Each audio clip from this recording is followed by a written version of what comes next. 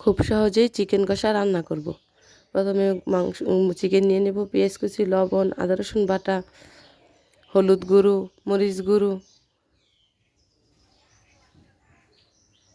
দিয়ে দেব, তেল দিয়ে দেব।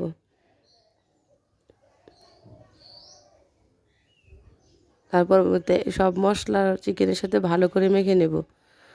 ম্যারিনেট করে রেখে দেব 10 মিনিট।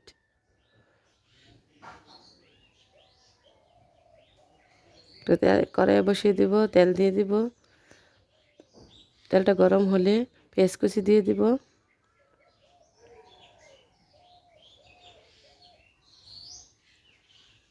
তারপর গরম মশলা দিয়ে দিব, তেজপাতা, এলাচ, দারচিনি দিয়ে দিব। ভালো করে ব্রাউন কালার করে ভেজে নেব। ভাজা হয়ে গেছে, এখন চিকেনগুলো দিয়ে দিব।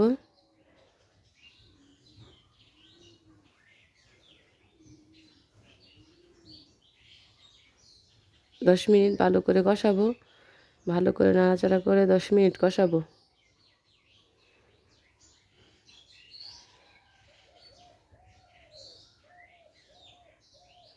তারপর ঢেকে দেব,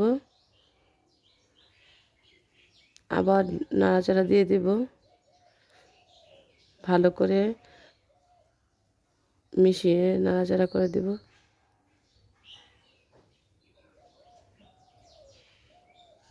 তারপর আলু দিয়ে দিব।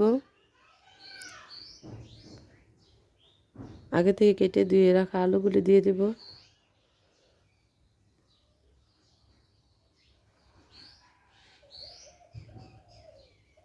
ভালো করে কষিয়ে নেব।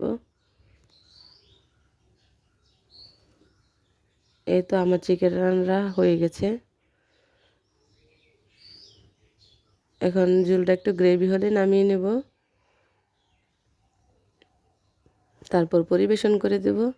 খুব অল্প সময়ে দারুণ স্বাদের, অল্প মশলায় খুব সুন্দর চিকেন কষা। আপনারা একবার ট্রাই করে দেখবেন।